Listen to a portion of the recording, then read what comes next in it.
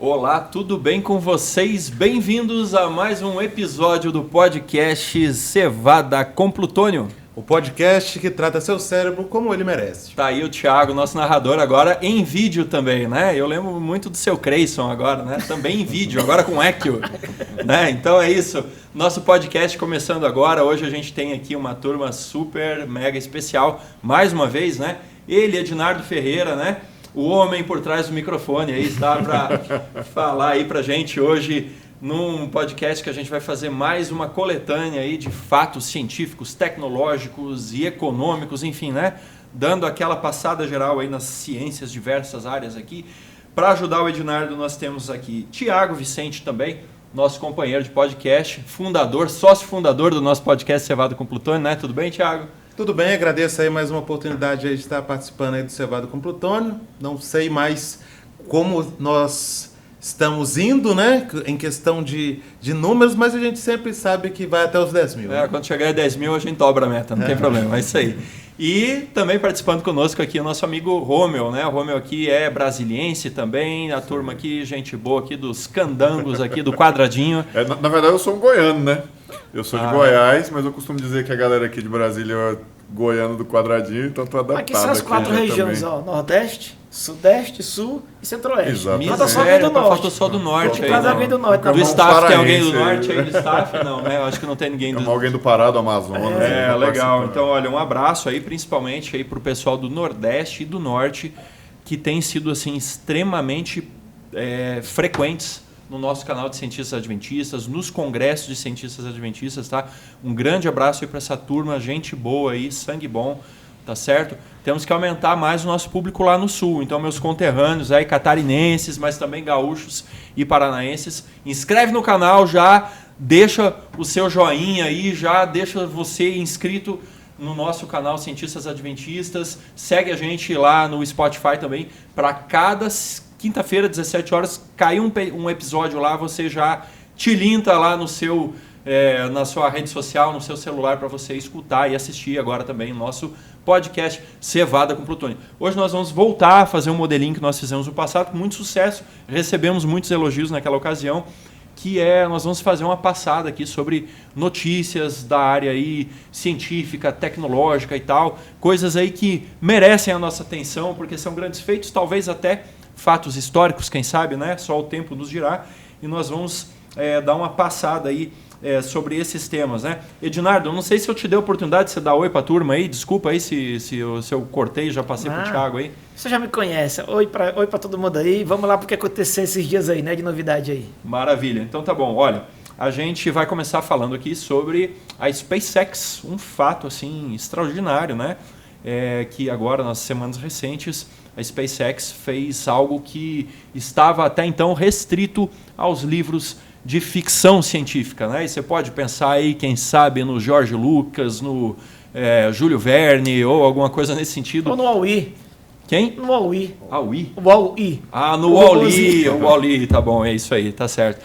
Então, enfim, a gente, num processo aí que a gente está acostumado sempre a ter notícias disruptivas, sempre na área da eletrônica, né, no mundo digital acontecendo, esse aconteceu um pouco diferente, com o uso pesado de eletrônica, sem dúvida nenhuma, de computação aí de altíssimo desempenho, mas no mundo físico, né, a SpaceX decolou nada mais, nada menos que o maior foguete já construído pelo homem, né, pelo menos que se tem notícia, e é um foguete aí maior que muitos arranha-céus que nós temos aí nas nossas cidades, um foguete de mais de 100 metros de altura, né? Na ponta vai um módulo aí chamado Starship, né? E não é a Enterprise, não é como é que é, a Millennium Falcon também, mas é uma nave impressionante que tem uma capacidade aí no futuro, espera-se, de transportar até 100 pessoas, tá? Para a Lua e também para Marte, que é o sonho do Elon Musk, né? Que é o CEO aí da SpaceX, tá certo? E o que aconteceu aí? O que é de tão disruptivo? Por que isso é um fato assim tão histórico, tão importante? Porque esse foguete, né, essa nave SpaceX, que é apenas uma ponta, ela foi impulsionada por um foguete chamado Falcon Heavy, né? O Falcon Heavy ele implementa uma série aí de inovações tecnológicas e tal, mas principalmente inovações que são economicamente viáveis.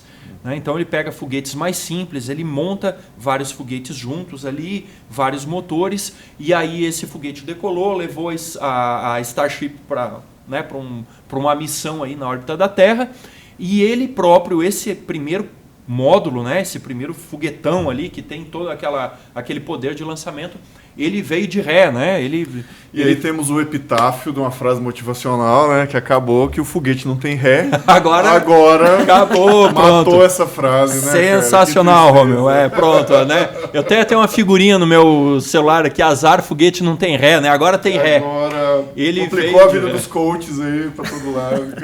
Só pra gente... Antigamente isso daí ele era todo explodido, né? Ele era descartado. Se perdia. Realmente uma revolução econômica. A gente tem o foguete mais poderoso até então feito, era o foguete Saturno V, né, que foi o que levou a famosa cápsula Apollo, né, Apollo 11, a todas as cápsulas do programa Apollo, inclusive, né, foi pelo foguete Saturno V. E o Saturno V, ele simplesmente queimava na atmosfera, né? Eu acho que o segundo estágio talvez se perdia no espaço, não tenho certeza, alguma coisa assim. Só que isso era extremamente custoso. Qualquer coisa envolvendo ciência de foguete é muito, muito, muito, muito caro. Né? Até por causa dos cérebros lá que estão envolvidos, que são muitos e muito bem remunerados. Cara, né? você tem um lixo espacial também, né? Você tem, porque esses foguetes às vezes não tem um custo econômico, você tem a questão de, por mais que queime na reentrada qualquer coisa, esse bicho vai cair no mar, ele vai cair na floresta, você tem segredo econômico que, no fim das contas, eu acho que uma das grandes inovações da SpaceX é a questão de começar a tornar o espaço algo economicamente viável. Perfeito. Né? Mais próximo do mundo mundano, né? E é uma visão comercial, né, do espaço, né? O que é interessante, né? E só um comentário também que eu gosto de fazer, um pontinho, o pessoal fala, nossa, tá vendo aí a iniciativa privada resolvendo tudo. Calma, gente. Parabéns, realmente foi uma conquista tecnológica, mas não se engane. Tem trilhões de dólares ao longo de pelo muito menos público aí. 60 anos aí de pesquisa aproveitada, desenvolvimento. Não, e outra coisa, a SpaceX fechou contratos com a NASA, tá? Então o que é? É o dinheiro público contratando uma demanda privada, que foi, né, uma produção privada que foi desenvolvida com tecnologia financiada com dinheiro público. Especialmente setor militar, né? Perfeito, DARPA e etc e tal, né? E aí eu faço uma referência, foi bom você trazer esse assunto, eu recomendo sempre o livro da Mariana Mazzucato, chama O Estado Empreendedor, tá? Sem ideologia nenhuma aqui, tá bom? Mas assim, é para tirar alguns mitos que a gente tem, certo? Então, o grande financiador desses eventos assim verdadeiramente disruptivos de inovação tecnológica sempre foi o Estado. Seja nas sociedades comunistas, socialistas, seja nas sociedades capitalistas, sempre foi o Estado. Porque a iniciativa privada ela não tem fôlego para fazer esses grandes investimentos que envolvem bilhões e bilhões e bilhões, caminhões de dinheiro por anos a fio sem ter resultados. E riscos altíssimos. Riscos tremendos. Eu acho que ali as próprias instalações, né? Foi no Cabo Canaveral, né? Sim, o Cabo Kennedy, né? Lá, que é o antigo Cabo Canaveral, de fato, né? Na Flórida. Inclusive eles fizeram um lançamento, não sei se foi esse o caso, mas algum tempo atrás lançaram da plataforma onde foi lançada a nave Apollo 11, né? Uhum. Então é justamente na Flórida lá. Então foi um baita feito, né, tecnológico, porque... Né, sem tirar o mérito da SpaceX, tá? Deixando claro que foi sensacional. É uma baita empresa, sem dúvida, talvez os melhores cérebros hoje na área aeroespacial provavelmente estão lá. Ninguém pode tirar esse mérito, porque você falou um foguetão de 100 metros de altura, gente, isso é um prédio de 30 andares mais ou menos. Entre 30 e 25 andares um prédio desse, tá certo? E conseguir reaproveitar, trazer de volta e pousar certinho onde você queria. Porque, gente, não é brincadeira não. Se você pega uma pedrinha e tenta jogar numa garrafa, a 5 metros de distância, é difícil. Agora imagina um troço que subiu 300 km, 100 km, 100 metros de altura, não sei quantas toneladas, foguete, e você pousar onde você queria. Então foi um mérito absurdo. Não, ele tem a capacidade, pra você ter uma ideia, a capacidade de carga desse foguete é o equivalente a umas 10 carretas dessa que a gente vai ver na estrada, essas carretas aí de 3 eixos, sabe? O cavalinho e a carreta, é umas 10 carretas que o foguete leva de uma vez para o espaço. Mas aí, Alex, a minha pergunta fica assim, a gente está vendo o quê? O nascimento de uma empresa que vai dominar esse frete espacial? Como é? Assim... É um mercado muito grande e tem nichos nesse mercado, como quase tudo na vida, né? Qual que foi o grande feito da SpaceX? Cara, ela tem inovações tecnológicas, sim, mas ela leva uma visão comercial. Eu acho que esse é o pulo do gato do Elon Musk, né? É fantástico. Por quê? Porque, por exemplo, esses foguetes aí que eles estão planejando, se eu não me engano, o Falcon Heavy, ele funciona dessa forma. Ele não funciona como os ônibus espaciais, por exemplo. Ele funciona com a tecnologia mais antiga, ele usa a tecnologia lá dos anos 60, ele funciona com querosene. Por quê? É o combustível melhor que tem? Não, não é. Mas é o mais barato para o quilo que você vai subir para o espaço. Ele não é o mais eficiente, ele não é o mais cheiroso, mais bonito, mais perfumado, mas ele é o mais barato, ele é o mais economicamente viável. Aí, a Starship, ela parece aqueles livros de ficção futurista lá dos anos 40, dos anos 50, quando começaram as bombas V2 lá dos nazistas, né? Era aquele foguetão assim, estranho, né? Com formato estranho, brilhante. A Starship é daquele jeito, ela é de metal polido, né? E ela é feita de aço. Aí você vai dizer assim, o aço não é mais leve, é mais leve se fosse de titânio, se fosse de alumínio aeronáutico, né? Aeroespacial. Aí, de novo, por que ele está fazendo de aço? Olha, o aço não é mais leve, mas ele é mais barato. Então, o meu resultado final é que eu consigo ter um custo menor. E aí eles têm uma tecnologia de reaproveitamento dessa sucata toda aí. Aquilo que o Edinardo falou, que ia ser perdido no mar, ia queimar na atmosfera, ia se perder no espaço, né? Eles estão trazendo de ré, né, Romeu? Está trazendo de ré. Foguete agora da ré. E agora ele chega na plataforma e a plataforma faz assim, ela abraça o negócio. Porque ele já estava fazendo algo sensacional, que é pousar o foguete numa plataforma em alto mar. Então aquele foguete era reaproveitado porque ele pousava lá em alto mar. Só que, pensando em custo, você tem que trazer de navio aquele negócio. Aí você pode pensar lá que tem uns furacão, alguma coisa ali que pode oferecer um risco. Desmontar, puxar de guindaste. E daí e ainda até a questão, né, de que é o sonho de todo país é que esse módulo caia no país dele e ele faça uma engenharia reversa. Né? Imagina, aprenda, né? Imagina o Kim Jong-un lá, como é que ia ficar feliz com um negócio desse lá, né? Ia ficar mais, que nem diz na minha terra, ia ficar mais faceiro que pinto no lixo, né? Então agora ele pousa de volta na plataforma e vem dois braços assim e agarra o foguete não toca no chão. Então ele está prontinho ali para ser revisado, para ser reabastecido, limpo, né, e tal, colocar outro negócio. Então o que é o grande avanço aí, né? Os custos diminuem muito, né? Porque esse hardware aeroespacial ele é tremendamente caro. Né? Você imagina a segurança que tem que ter. Certa vez eu vi a frase que foi o seguinte: Santos Dumont pode até ter inventado o avião, mas quem inventou a aviação foi os irmãos Wright. Então, conseguiu comercializar, né? Quem conseguiu fazer aquilo virar um comércio, uma indústria, foi os irmãos Wright. Né? Então, eu gostei da observação do Alex. No fim das contas, mais do que um avanço tecnológico, foi, acima de tudo, um avanço.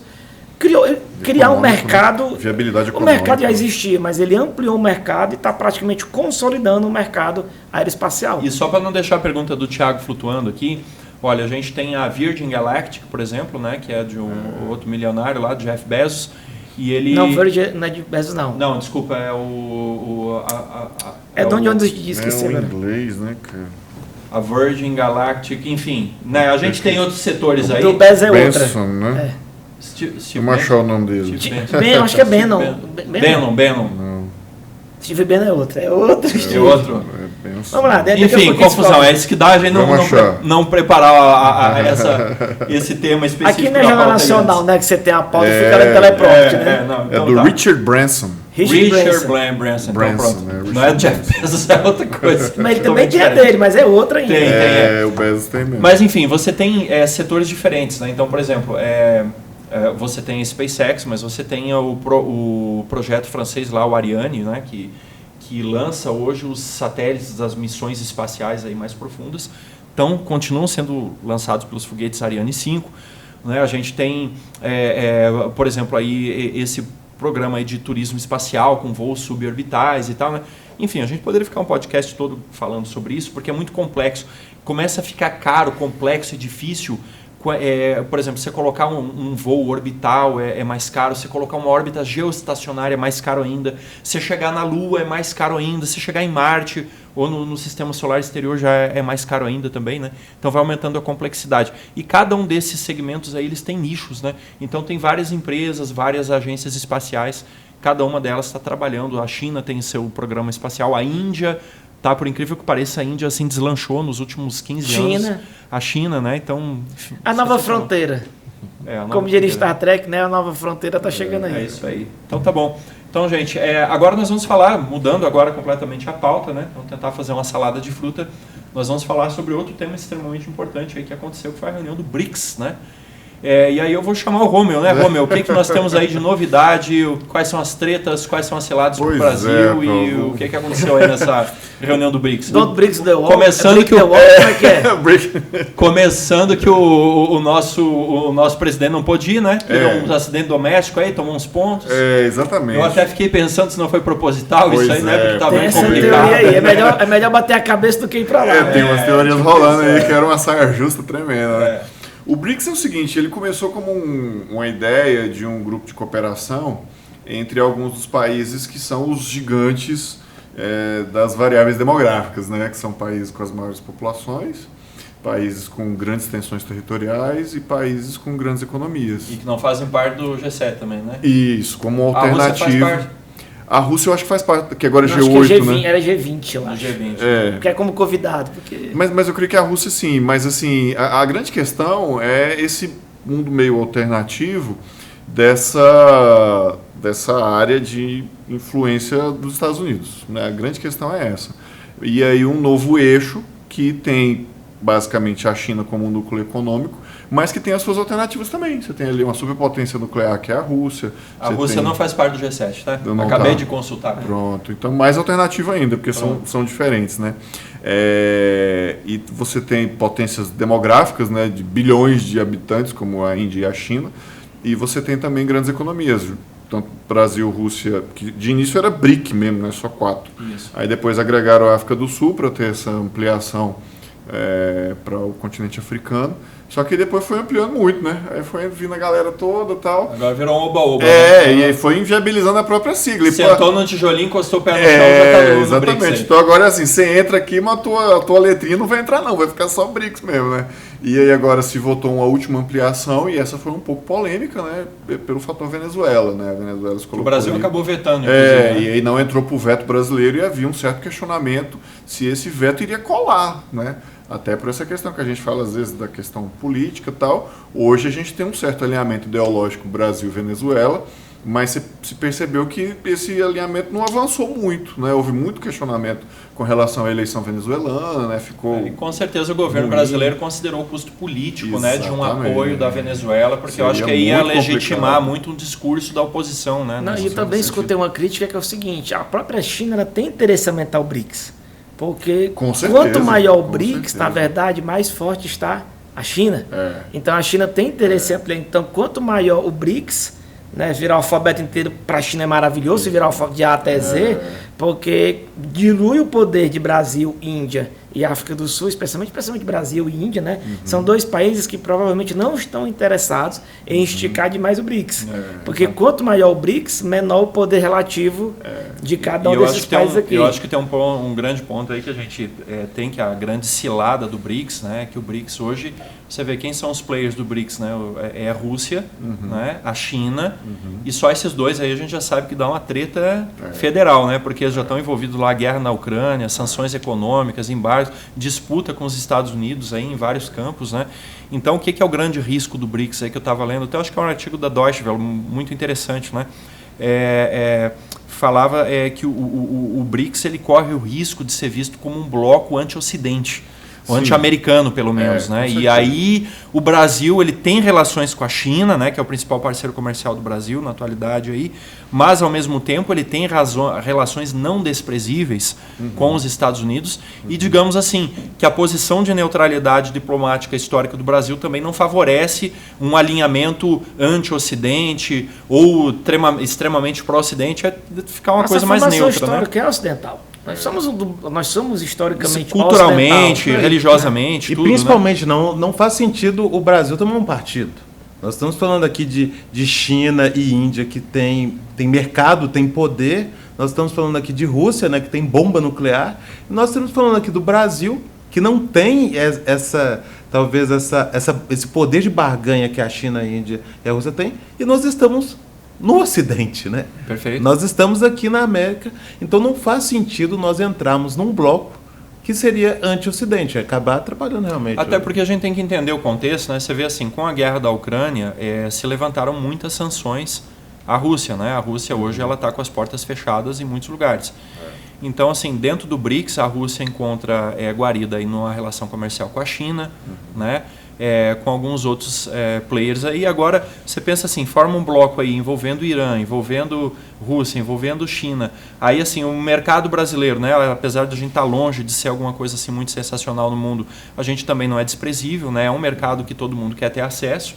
Né? Tem suas peculiaridades. Aí você pensa assim, olha que interessante, né? Um BRICS aí os Estados Unidos pode levantar uma sanção econômica para mim, tá tudo bem, porque eu tenho o BRICS aqui que eu consigo me virar muito bem e não vou ficar com o chapéu na mão aí porque os Estados Unidos me proibiram de fazer comércio com outros países, né? Nesse sentido, duas observações, uma sobre essa questão do projeto chinês. A China tem um grande projeto de expansão de projetos de infraestrutura, né? O modelo econômico chinês, ele se propôs a esse supercrescimento pelo lado do investimento, ele esgotou, né? Existem aquelas famosas cidades fantasmas chinesas lá, eles foram construindo, chegou num ponto que eles têm que derramar isso para fora da China. E eles têm os projetos da nova Rota da Seda e tal, e eles investem em muitos projetos de infraestrutura em vários países. Então, para eles realmente, quanto mais país tiver, é mais país para entrar com capital chinês, né? Então, isso é muito forte na Ásia, obviamente, mas eles têm entrado cada vez mais forte na África e muito forte na mesmo América na do Sul. África e na América do Sul. E na América do Sul, estão ensaiando já. Não, e no Brasil sempre, né? Mas cada vez a gente vai vendo várias coisas de estrutura no Brasil. Então, esse é um ponto de interesse brasileiro. Muitas empresas hoje aqui, a gente não sabe, mas são sociedades anônimas e tem capital chinês aqui forte. Exatamente. Então o Brasil tem interesse nesse projeto de infraestrutura, alguns deles são ousados, né? Tem projeto de ligação ferroviária Atlântico-Pacífico, né? Atravessando o Brasil. Atravessando Andes, né? Os Andes, exatamente. Tem vários investimentos em rodovias, tem investimentos em metrô em algumas cidades, tem muita coisa. Então, energia elétrica, agricultura. Energia eólica e solar, tem muito capital chinês. Energia e agricultura também. Exatamente. Agricultura, os chineses compraram muitas terras no Brasil também. E qual é o interesse do chinês? O cara tem 1,5 bilhão de bocas lá para alimentar. Ele precisa de insumos, né? O Brasil é o celeirão, né? Então a lógica é um pouco disso daí. E dessa questão do contraponto ocidental, o Brasil tem ainda um certo interesse, especialmente quando há governos de esquerda, na questão da vaga no Conselho de Segurança, né? Tem uma ideia de uma vaga permanente e meio que se desistiu da via ocidental. Os Estados Unidos não vão apoiar isso, Reino Unido também não e a França também não. Então sobrou China e Rússia, né? Então o Brasil meio que está entrando por esse outro caminho. Há várias divergências econômicas, né, com relação a países europeus, meio que competição, né, de nichos aí agrícolas e tal. Tanto é que o acordo Mercosul-União Europeia não sai nunca, especialmente por veto francês, né?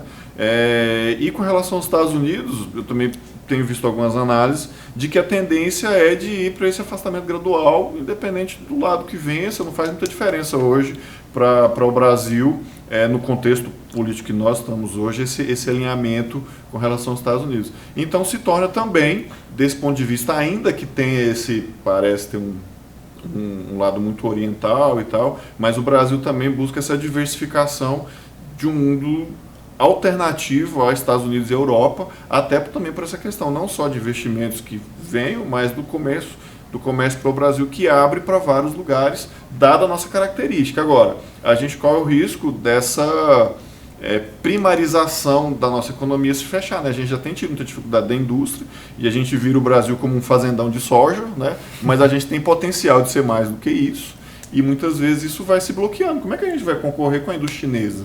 Né? Como é que a gente vai, né? Então muito, como é que a gente, por exemplo, a gente teve agora tempo atrás a questão dos adubos, né? Que vinha muita coisa da Rússia, aí quando teve os bloqueios lá da guerra, a agricultura brasileira sofreu com isso.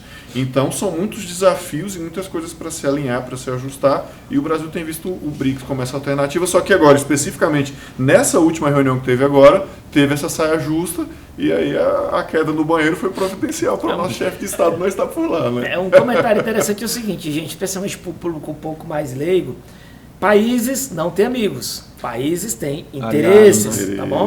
Então sempre cuidado de achar que isso é um time de futebol, nossa, é os bonzinhos para cá, bonzinhos para lá. Não que não haja nações bem mais complicadas e nações mais Estados pares, etc. Mas sempre vai ter pontos positivos e negativos, então, né? Não vai ter só um ou só outro. E é importante frisar que, por exemplo, ele falou sobre o Conselho de Segurança da ONU. É um projeto do Lula, do Bolsonaro? Não, gente. Já tem 60 anos, passou pelos governos de militares, passou pelo Sarney, pelo Collor. Então, uma coisa importante, gente, tem projetos que são do país, tá certo? Não interessa quem chega e quem entra. É política de Estado e não de governo. De Estado. E até tem políticas econômicas, por exemplo, mas a China é o papão comunista. Pode até ser, meu querido, mas se você parar de vender para a China, ou ela parar de comprar de você, o país quebra no outro dia. E dinheiro não tem religião nem ideologia, né? Dinheiro é sempre muito bem-vindo, estou falando do ponto de vista de país, né? Isso, os romanos falavam que dinheiro não tem cheiro, tá certo?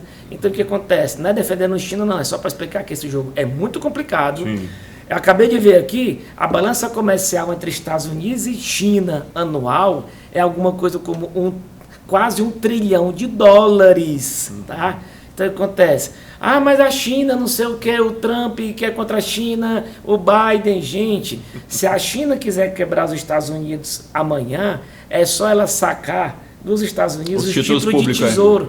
É mais de $1 trilhão. E se os Estados Unidos quebrarem a China, também é só pegar e tirar as empresas lá e o capital investido. Basta a China parar de bancar o déficit econômico, parêntese.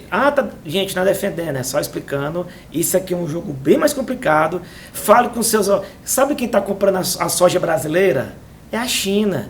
Fala para os seus amigos agricultores inteiros. No Brasil, qualquer amigo agricultor, você fala o seguinte: vem cá, vamos parar de vender para a China. O cara, você é maluco. Eu vou vender para quem? Só para explicar que esse jogo é bem complexo e, como é que é aquela frase? Amigos, negócios à parte. Você pode até ter algum elemento ideológico entre A e B. De repente, o pessoal de esquerda ali conversa um pouco melhor, a turma de direita conversa um pouco melhor. Mas na hora que você tem dinheiro na mesa, meu amigo, a conversa muda um pouco. Não, e voto na urna, né? Porque a gente acabou de falar aqui da Venezuela, né? A gente sabe, o Romeu falou muito bem, a gente tem hoje no governo brasileiro um certo alinhamento ideológico, até foi nas eleições aí foi um ponto realmente muito explorado, né? Pelo lado opositor aí, mas chegou na hora ali que se viu que aquilo ali tinha um custo político muito alto, simplesmente o Brasil vetou, né? Disse, não, eu vou usar meu poder de veto aqui, Venezuela não entra no parquinho aqui. E o Brasil até hoje não reconheceu a eleição da Venezuela e isso foi usado como argumento, né? Se está certo, se está errado, até que ponto está certo, até que ponto se é honesto, desonesto, não nos compete aqui julgar. Mas, reforçando o que o Ednardo falou, quando a gente está falando de interesses, de votos, de poder político, né? de governos e tal, a coisa muda de figura e não é essa coisa aí que a gente vê nas redes sociais aí toda hora. Lembrando que nos anos 2000, o Brasil foi um dos países que ajudou a China a entrar na OMC, né, se eu não me engano, e para quem não entende um pouco disso, assim, entrar na OMC, ela te abre portas que está fora dela não te abre. Entrar então, na maçonaria lá. E certos mercados você só pode entrar se você estiver na OMC. Então é interessante poder participar do clubão, não é um clubinho, né? A OMC é um clubão, tá gigantesco. E o Brasil foi um dos países que ajudou a China a entrar nesse clubão, apostou e tal. Acho que foi no governo Fernando Henrique, se eu não me engano, não tenho certeza. Sim, é 90 e pouco. Eu acho que foi no governo Fernando Henrique ainda, tá? E a China, em vários momentos, passou a rasteira na gente. O governo Bolsonaro também apoiou os Estados Unidos em vários acordos, mas na hora de entrar na OCDE, os americanos falaram, não, meu amigo, entra na fila. Então, é questão de... Gente, política internacional é amigos, negócio à parte. Não, e é o protagonismo diplomático que o Brasil desenvolveu, né, esse ano lá na Assembleia da ONU, os Estados Unidos sabotaram também completamente ali, tipo assim, só para passar a rasteira mesmo, né? Tipo assim, um ciúme diplomático que não tinha nada a ver. Então, mas a notícia aqui é muito... O BRICS foi um bloco que o Brasil deu muito apoio nos anos 2000, começo dos anos 2000, e já está começando a virar... problema também. Tá virando abóbora, né? Porque eu pensei que... A carruagem tá virando abóbora. É aquela história, eu te chamei pra minha festa, mas eu comecei a ver que você é um cara espaçoso, né? Você é um cara meio folgado aqui, né? Então, como o Romeu comentou muito bem, a Venezuela foi uma dor de cabeça. E nessa Venezuela não, tá, gente? Se não me engano, na fila para entrar no BRICS tem mais uns 10 ou 15 países convidados. Nicarágua também. Argentina. O problema é assim, né? Você é um cara tranquilinho lá e tal, aí você fez amizade com o bad boy do bairro, porque daí ninguém te incomoda, só que agora o cara quer vir e morar na sua casa, ele quer dormir ali na sua cama. O cara quer fazer, o cara quer comer começar... A China quer botar dinheiro pesado na Venezuela também, porque é ali, que lembrando sempre, tá, gente? A maior reserva de petróleo do mundo hoje, se eu não me engano, a primeira ou segunda do mundo, eu acho que a primeira está na Venezuela. Tá bom? Se eu não me engano, é a primeira. Então, não é de graça que as pessoas querem ficar amiguinhas da Venezuela. E tá? tem muito petróleo nesse equipe também, que é até uma assim, outra conversa. Ah, Né? é outra conversa. E assim como os americanos não querem que ninguém se meta nas Américas, o Brasil também, como um país, isso independe, tá, gente, de ser Rússia, ou de ser direita, esquerda, centro, não interessa. O Brasil, como país, não tem interesse de alguma potência chegando nos seus vizinhos na América do Sul, tá? Então, com grande influência. Então, o BRICS, essa escorregão que ele levou... Tirando a Guiana Francesa, né, por exemplo, lá e tal. Entre a dor de cabeça da pia lá do banheiro, sei lá, e lá na... Foi melhor ficar Foi por melhor aqui ficar mesmo. aqui levando 5 pontinhos. O último interesse adicional que tem no Brasil é que foi criado o Banco dos BRICS, né? E que hoje ele é presidido pela nossa conhecida amiga Dilma Rousseff. Ex-presidente né? nosso. Exatamente. Né? Então é um banco de investimento. Ele não é exatamente uma alternativa ao FMI, ele é uma alternativa mais ao Banco de Desenvolvimento, mas ele faz investimentos. Então, retomando essa coisa econômica, né? Há um interesse nesse aspecto de acesso a recursos e que isso pode abrir portas para projetos que beneficiam o aspecto econômico. Então, esse ponto também é importante. Sensacional. Então, assim, eu acho que em síntese, né, o BRICS pode trazer algumas vantagens para a gente, mas também está trazendo no contexto geopolítico atual, dadas as guerras aí, o cenário né, de extrema competição entre China e Estados Unidos, o BRICS pode sim ser uma armadilha, pode ser uma cilada se o Brasil... não sei se o Brasil tem uma saída, mas vai ter que usar toda a habilidade histórica aí do Itamaraty, que sempre teve, né, para conseguir sair do o Brasil nos últimos 20 ou 30 anos quis descer pro play, né, como o pessoal fala, né, quis descer para brincar no playground. Mas é o famoso, se você não aguenta a briga, volta para apartamento. E o playground mundial é um playground bem complexo e o Brasil historicamente sempre tem os meninos grandes, né, que bate bem, né? O Brasil sempre procurou uma posição neutra, né? Eu sempre fui um cara mirrado, tá, gente? Sempre fui um cara mirradinho, coisa que eu aprendi na minha vida. Quando tem dois grandão, eu fico amigo de todo mundo, tá? Porque se eu quero começar a comprar briga, eu tenho que estar preparado para pancada. O Brasil tem ido por esse caminho, de tentar ficar ali, tá tranquilo, só que em algumas coisas, especialmente nesse mundo financeiro, econômico, o Brasil por muito tempo foi, assim, trazendo uma ilustração aqui do futebol, ele era ali um time meio que no Z4 da Série A, né? Só que às vezes pode ser melhor você estar jogando bem, batendo na Série B do que apanhando na Série A. Então também tem isso. essa coisa aí. Melhor ser campeão lá do que... Exatamente. Melhor você estar por cima da carne seca na Série B do que estar lá na zona de rebaixamento toda hora na Série A. É melhor ser o rei do lixo do que o lixo do rei, né? Isso aí, tá bom. Mas tá bom, gente. A próxima e última notícia, então, do nosso podcast de hoje, a gente vai falar sobre resultados promissores aí da nossa Embraer, né? Que é uma empresa, a gente fala nossa assim com a licença poética, porque ela é uma empresa de capital privado, né? Embora o governo brasileiro tenha uma Golden Share, né? Que ele pode usar essa Golden Share aí para decisões cruciais. Indústria brasileira, né? Perfeito. E nos enche muito de alegria, né, Romeu? Porque a gente estava falando agora do BRICS e falamos muito da China e a gente fica muito feliz porque o nosso modelo de negócio, né, que é um modelo extrativista ainda, 500 anos de extrativismo no Brasil, a gente enche um navio de pedra, manda para a China e solta foguete, que a gente fez uma mega de uma exportação, né? Então, assim, a gente acha o máximo a gente carregar minério de ferro lá para a China, processar, devolver para a gente por 20 vezes o preço na forma de lingotes de aço, né? E a gente acha que a gente está fazendo um negócio da China, né? Com perdão do trocadilho. Agora, quando a gente vê um número positivo desse da Embraer, o que acontece? É uma indústria que está agregando valor, agregando conhecimento em produtos de exportação. Ou seja, a gente está exportando produtos com alto valor agregado e alto capital intelectual investido aí também. E aviões respeitados. De ponta, São aviões cobiçados pelos pilotos no mundo todo, né? Vou trazer aqui números, né? A notícia que a gente pegou foi o seguinte: a Embraer, o título da notícia, Embraer entrega 57 aviões, né? E ela tem 129 bilhões de reais, né, em pedidos firmes. Pedido firme é o seguinte: já está assinado o contrato. Porque na indústria aeronáutica, às vezes você tem a intenção de compra e tem um pedido firme. Então, isso aqui é pedido firme, tá certo? Então, são 120 milhões de... Não é contrato assinado ainda, mas assim, é alguma coisa bem... É tipo assim, faz uma reserva... Pedido firme já está contrato assinado. Contrato assinado, pedido firme. Então, já está fechado, já então tem. O cara pode até cancelar o contrato, mas vai ter multa contratual. Vai ter multa e tal. Então são 120 bilhões, tá, gente? Não é milhões. Bilhões. Um avião desse é 100 milhões de reais, tá? Um aviãozinho é 200 milhões. 120 bilhões de reais em vendas. E por que isso a gente trouxe isso como notícia, né? Porque, gente, por trás de um avião, um jato comercial, um RJ desse aí, um 145, acho que é um deles aí e tal. 95, 95. Por trás de um avião desse, você tem engenharia de materiais, engenharia aeronáutica, você tem eletrônica pesada, você tem engenharia de motores, você tem uma base... Software desenvolvido. Software desenvolvidos, você tem uma base... linhas de manutenção, linha de peça... Cadeia de fornecimento. Cadeia de fornecimento, você tem a cadeia econômica, você tem a cadeia de venda robusta por trás, você tem uma marca, um nome, porque não se engane, ninguém compra um avião. Quando uma companhia aérea compra um avião, é pensando em ficar com aquele avião 15, 20 anos. Eu vou te contar, dura mais do que a maioria dos casamentos no Brasil, tá? Então, as companhias, eu tenho certeza que o presidente de uma companhia aérea, ele compra um avião com muito mais critério do que casa, por exemplo, tá? Fazendo a brincadeira aqui. Então, isso é o sinal de uma marca muito sólida. Estabelecida no mundo. É uma marca estabelecida mundialmente. É a terceira marca no mundo, né? Ela fica Aviação atrás... civil é Airbus, Boeing e Embraer. Tá? E o que acontece? Por que isso virou notícia pra gente? Não é só para bater palminha para nossa Embraer. A gente, como aqui um grupo que procura trabalhar com ciência, né? É para dizer, olha, o que é investir em ciência pesada. E não estamos falando aqui de 500 anos de investimento ou de ciência, como seria, por exemplo, construção civil ou metalurgia. Estamos falando aqui de indústria aeronáutica, que começou com Osiris Silva, se não me engano, não foi?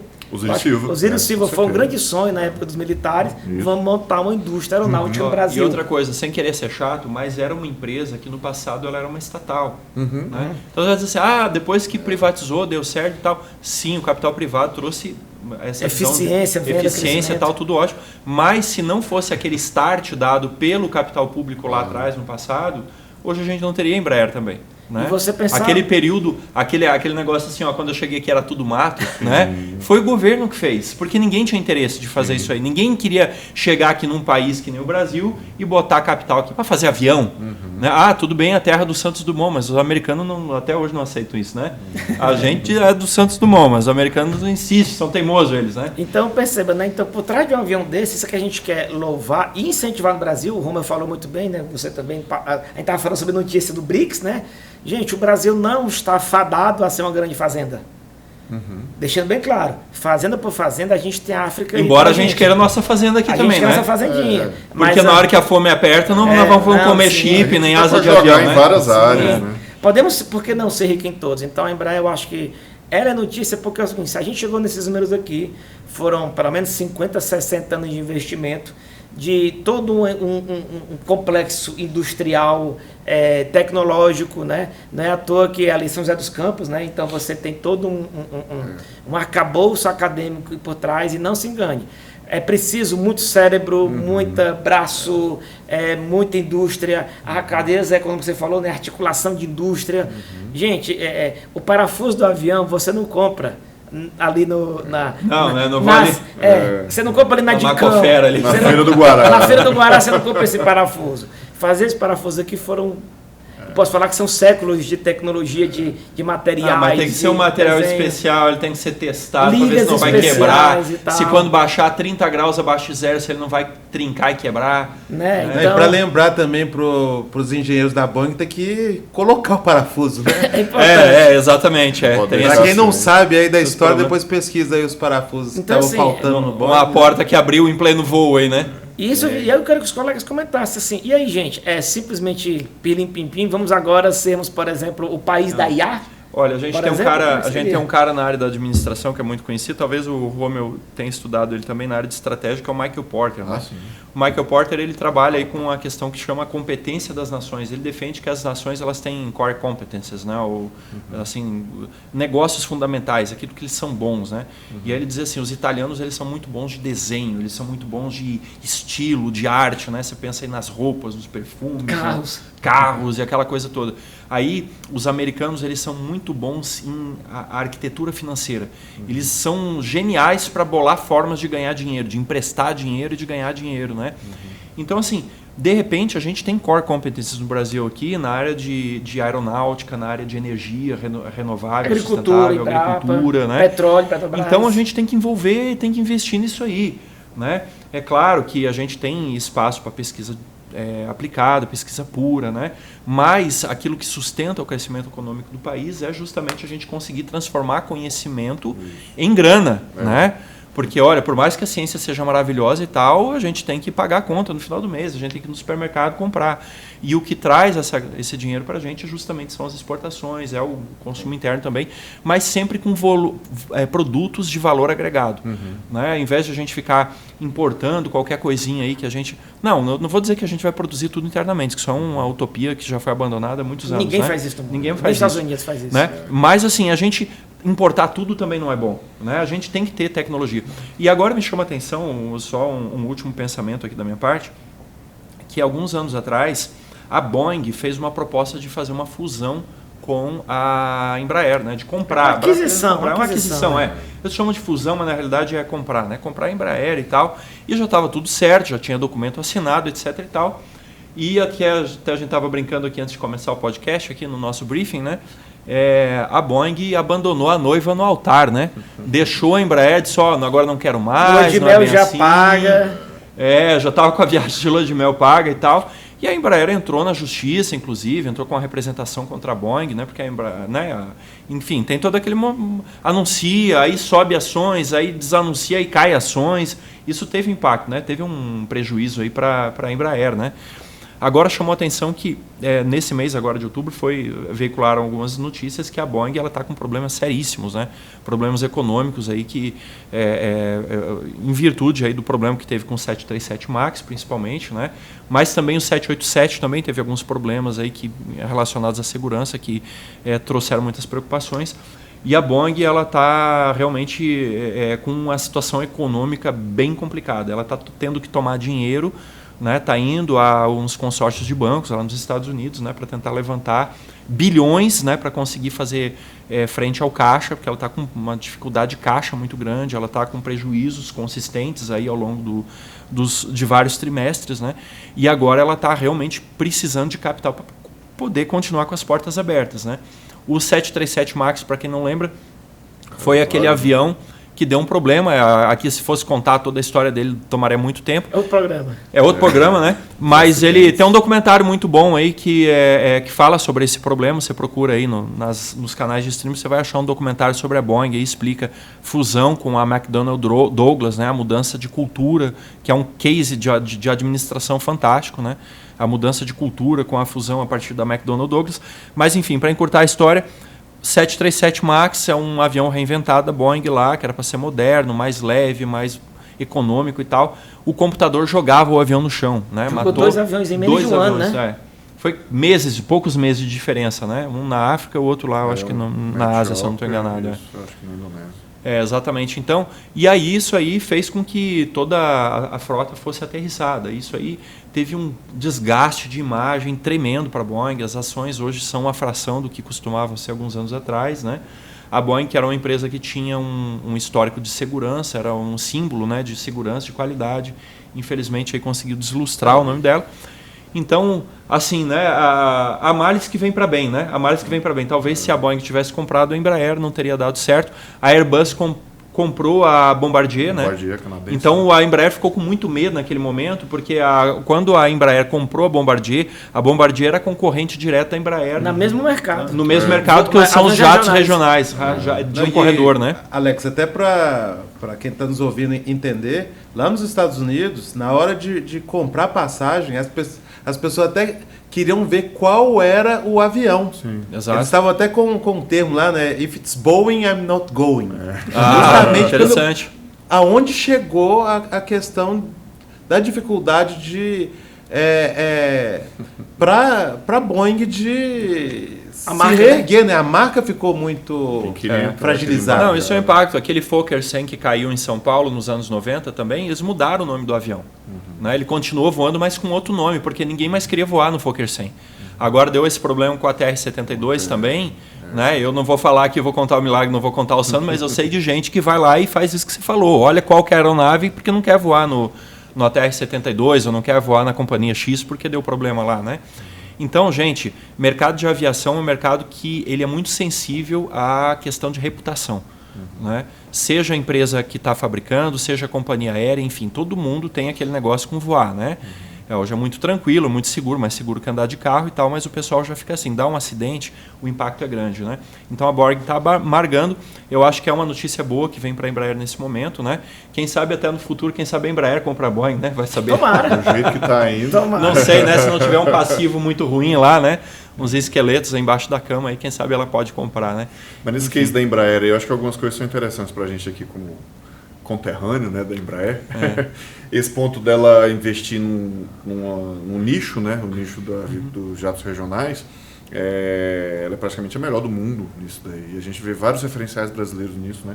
A Petrobras, no pré-sal, a gente tem várias coisas que o Brasil é referência. A Embrapa em pesquisa agropecuária. A questão da agricultura em terra de savana, né, que é o nosso cerrado aqui, dominado, terras com acidez alta e tal. Vários projetos sociais que a gente tem no Brasil, então meio que mexe nesse nosso complexo de vira-lata também, né? O Brasil não sabe fazer nada bem, sabe fazer algumas coisas bem e muito bem, e né? quando bota gente séria, disposta e vira acontece. projeto nacional, E o investimento, ainda que estatal, como você falou do Estado empreendedor, né? Anos e anos investindo nas instituições educacionais ali do Vale do Paraíba, o ITA e vários outros ali. É só você dar uma andada nas cidades do Vale do Paraíba, ali em São Paulo, que são cidades espetaculares, com altíssima qualidade de vida. Por quê? Isso não é à toa. É a educação que foi construída ali, a empresa está ali, essa cadeia de suprimentos ali gera um impacto social. Então, traz essa importância desse debate do investimento em pesquisa séria, em boas instituições educacionais, de construir... É um círculo virtuoso, né? Virtuoso, que se constrói, que dá resultados, né? Então, a gente às vezes não tem a paciência de aguardar isso, colher isso, mas a gente vê isso acontecendo e o país se tornando referência nisso, né? Então, isso é muito bom, interessante demais. E você que está em casa escutando a gente, aí você que é jovem, então ao invés de ficar jogando o jogo do Tigrinho aí, fazendo apostas online, vai estudar, vai sonhar, não é pecado você sonhar com a carreira aí no ITA, no setor aeroespacial, setor de energia, setor de agricultura, enfim, mas vai adquirir conhecimento, faça o melhor, né, e atender, não tem como a gente garantir nada, né? Você aumenta muito sua chance, pode ter certeza disso aí. A gente pode garantir que se você não fizer nada, vai dar errado. Isso é garantido, isso é garantido. Ficar aí rolando por razão. Eu garanto que se sua meta é subir o Everest, se você subir metade, já é mais do que o Monte Roraima, viu? Já é um bocado, e é mais do que o Kilimanjaro. Você já foi mais alto que 90% da população do mundo, né? Então e é um impacto econômico também a nível nacional desse tipo de negociações, de atrair muito capital estrangeiro para o país. Isso pode gerar até impacto cambial. Então a gente às vezes questiona muito assim, o real moeda fraca, não sei o quê, por que isso acontece? Isso tem muito a ver com essa questão do diferencial de tecnologia, né? Então, assim, tudo bem, a gente vai receber muito dólar que vai entrar no Brasil para soja, para manganês e várias outras coisas. Mas não é na mesma escala, e não é no mesmo impacto, e não é no mesmo aspecto da tecnologia agregada, né? Com o mesmo custo ambiental também. Exatamente. Então, é muito importante esse aspecto.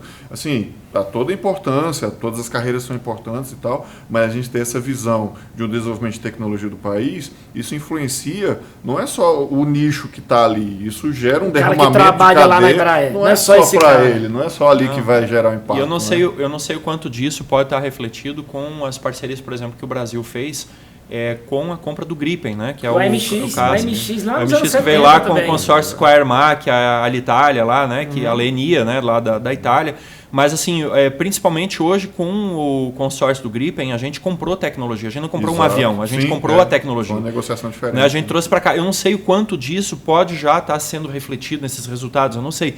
Mas, de novo, olha só, uma compra do governo federal, ok, das armas, do setor militar, que trouxe para a indústria nacional, e hoje a gente tem uma boa parte da cadeia de produção desse caça, já está começando a acontecer no Brasil.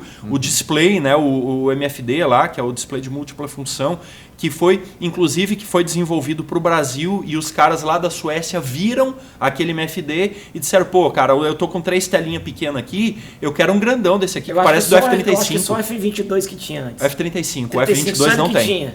O F-35. E o Brasil fez pro Gripen. E os pilotos suecos disseram assim, cara, eu quero esse aqui também. Eles estão fazendo lá. Aí o que aconteceu? A Suécia começou a comprar da empresa que fabrica lá em Porto Alegre.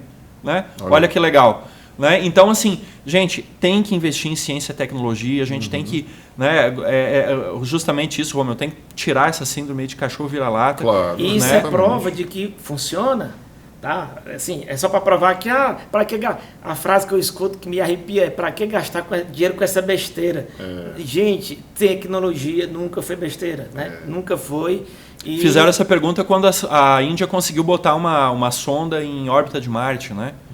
Então, faz alguns anos, o pessoal falou, não, mas a Índia tem tantas pessoas abaixo da linha da pobreza e tal, né? O presidente falou assim, ó, cara, se eu não mandasse a sonda para lá, não ia resolver o problema, né? Mas assim, agora pelo menos a gente está dando um sonho para esses jovens e tal, né? Que a gente fez algo que só Estados Unidos e Rússia tinham conseguido fazer antes. A gente colocou uma sonda em Marte. Né? Então, assim, eu não estou dizendo que você vai parar de fazer as coisas que o país precisa, né? Mas, assim, um pouquinho, né? A gente tem que começar a investir até justamente para quebrar essa letargia, começar a gerar inércia Lembrando positiva. que né? mesmo no povo judeu, pior que fosse a seca e a fome, eles guardavam parte das sementes para a próxima safra. E a melhor semente, né? Ele não podia comer tudo. Podia ser a pior seca que fosse. Quando o cara comia tudo é porque já tinha... já a vaca foi Então, pro a brejo. desculpa de que ela tem que gastar hoje não é bem assim. É verdade. É isso aí. Bom, gente, é isso, né? A gente encerra, então, o nosso podcast de hoje, tá bom? A gente fez um pouquinho diferente. Trouxemos alguns assuntos importantes aqui, mas esperamos com isso ter agregado aí, trazido alguma coisa de valor para você que nos acompanhou. Obrigado pela sua audiência. Quero agradecer aqui de maneira muito especial aqui a Igreja do Lago Sul, que nos recebeu através da equipe aqui, liderada pelo Jorge, né? Enfim, toda a turma aqui que está participando. Pastor Wesley, né? Que tem nos apoiado aí também no nosso movimento. E a gente quer, enfim, fazer um convite para você se inscrever não só no nosso canal Cientistas Adventistas, mas também procure Adventistas Lago Sul. Você vai encontrar programa Classe dos Professores, outros programas aqui interessantes, cultos, né, que são transmitidos aqui pela Igreja do Lago Sul. E, enfim, né, não deixa, obviamente, de se inscrever no nosso canal, né, Cientistas Adventistas. Dá o hit aí no like, deixa o coraçãozinho aí se você está no Spotify, nos acompanha. Você sabe, né? Toda quinta-feira às 17 horas sai um episódio fresquinho do nosso programa Classe dos Professores. Obrigado, Thiago. Obrigado, Edinardo. Obrigado, Rômel. Valeu. Um prazerzão estar com vocês aqui, tá? Espero que essa configuração aqui, se Deus permitir, se repita outras vezes também. E a gente se encontra no nosso próximo programa. Até lá, pode dizer tchau para todo mundo. A gente se encontra no próximo. Tchau, tchau. Até mais. Mas...